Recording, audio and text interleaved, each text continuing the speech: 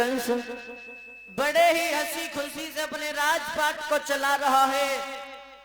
और इधर एक राजा थे महाराज जरासंध, मगध देश के रहने वाले थे महाराज। तो महाराज जरासंध जो थे उनके घर में दो लड़कियां थी, अस्थि और प्राप्ति।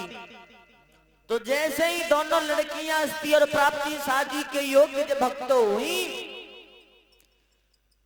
तो महाराज ने एक दिन अपनी दोनों पुत्रियों को जब देखा, तो दोनों पुत्रियों को देखने के बाद में विचार करता है वो जरासंध कि अब तो हमारी दोनों पुत्री शादी के योग्य हो चुकी हैं, अब तो सुंदर सा घर भर देख के दोनों पुत्रियों की शादी कर दी जाए।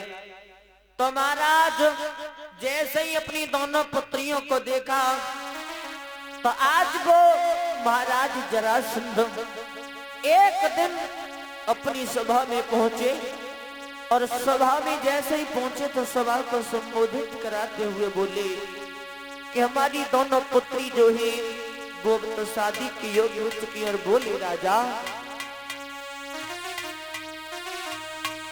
अरे घर घूमी पिटिया क्वारी, हर जो चंदा पदना उजियारी। घर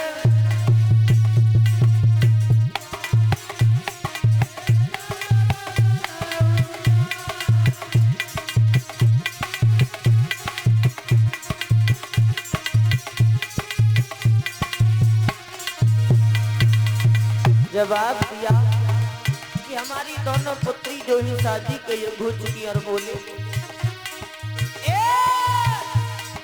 भूमि बिटिया पारी, जो चंद्र पदना उजियारी।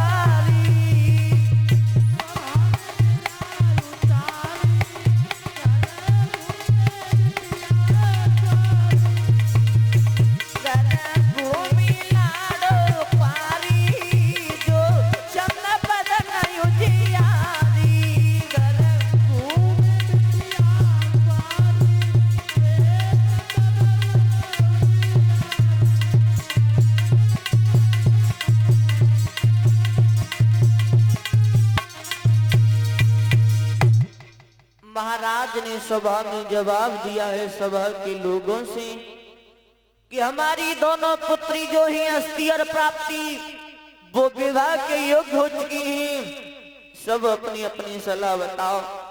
तो मंत्री सामने पर पहुंचा, जवाब दिया है महाराज तुम्हारी दोनों पुत्री शादी के योग्य हो चुकी हैं। तो अब इसमें सोचने वाली बात कौन सी है राजा, आप चिंता ना करो, क्योंकि महाराज सुंदरता ही देख ली जाती है और बल अजमा लिया जाता है। तो क्या करें? तो मंत्री ने जवाब दो महाराज आप हमारी एक बात मानो, तो एक कर्म करवाओ। कौन सा? तो मंत्री महाराज जरासंध को एक बात समझाता हुआ बोला, राजन सुनो मेरी एक बात। और बोला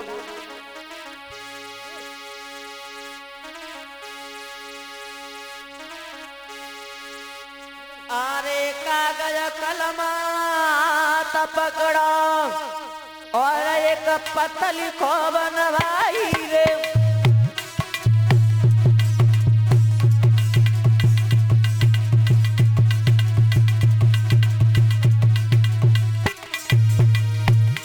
अरे कागज कलमा हाथ पकड़ो, एक पत्र देओ लिखवाई रे। पातिया में भूसर देखो तब देव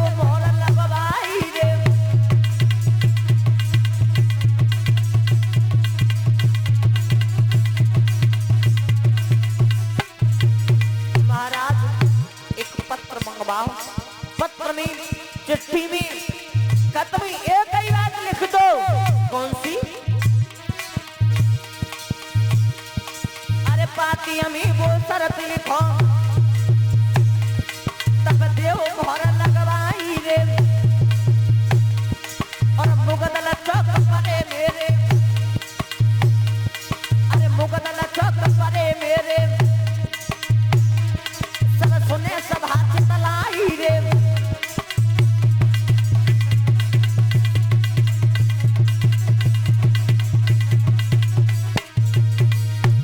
अरे मुगदल चौक परे मेरे, सब सुने सब हाथ तलाई रे।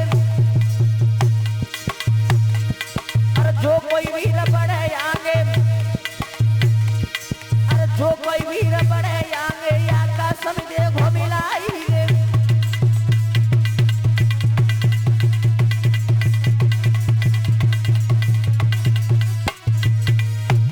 अरे होनहार को मेरे, बोला दे मोहर जमाई रे, और नाय पल भर की समय हुई बिटियन से करे सगाई रे।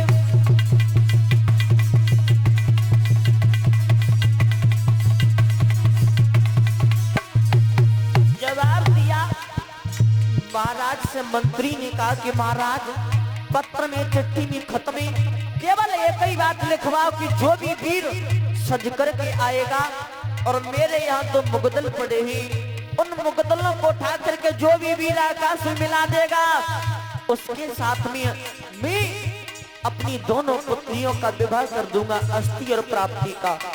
जब इतनी बात सुनी राजा ने तो विचार किया, मंत्री के तो सही रहे, तो कर्म कौन सा किया राजा ने? अरे मंत्री की जब बात सुनी, सोई गई है समझ में आई रे, और नए पल भर की देर करी,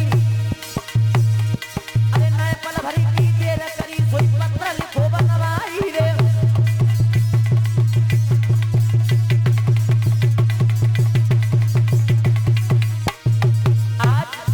महाराज ध्यान रखना, राजा ने साफ साफ पत्र में लिख दिया कि जो भी वीर सज करके आएगा और मेरे चौक में जो मुगदल पड़े, उन मुगदलों को उठा करके आकाश में जो मिलाएगा, मैं अपनी दोनों पुत्रियों का विवाह उसी वीर के साथ में कर दूंगा। और जब पत्र लिखा तो महाराज ने एक नौकर को बुलाया। कैसे? नौकर पास में तेरी लो, अरे नौकर पास में तेरी लो, सोई पत्र दे पकड़ाई रे, और नौकर लेके जाई लो, सब सुने सब हाथ तलाई रे।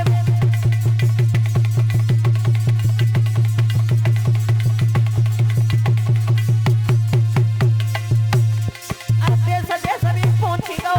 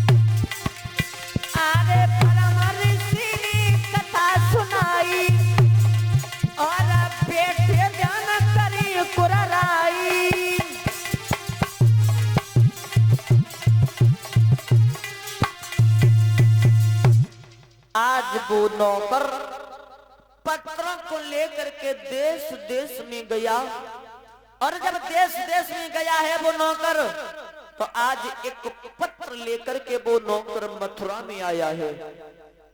मथुरा में, और भक्तों जैसे ही मथुरा में वो नौकर आया, महाराज कंस के हाथों में पत्र को पकड़ा दिया। जैसे ही पंस ने उस पत्र को खोल करके पढ़ा, जब शादी की शर्त लिखी तो भोजराज कंस मन में खुश हुआ और जैसे ही खुश हुआ तो आज भक्तों कर्म कौन सा करता है वो नो भोजराज कंस। बोलिए गोविंद भगवान की। ध्यान दें, जहां तक मेरी आवाज पहुंच रही हो सभी भक्तों से निवेदन करेंगे कि सभी भक्तों ग्रह कार्य को विराम देकर के कथा पांडाल में आने की कृपा करें, क्योंकि परम पूज्य गुरुदेव जी आ चुके हैं। और सभी भक्त ताली बजाते हुए एक भजन बोलेंगे, उसके बाद में देखेंगे कथा प्रसंग परम पूजनीय गुरुदेव जी की मुखार बिंद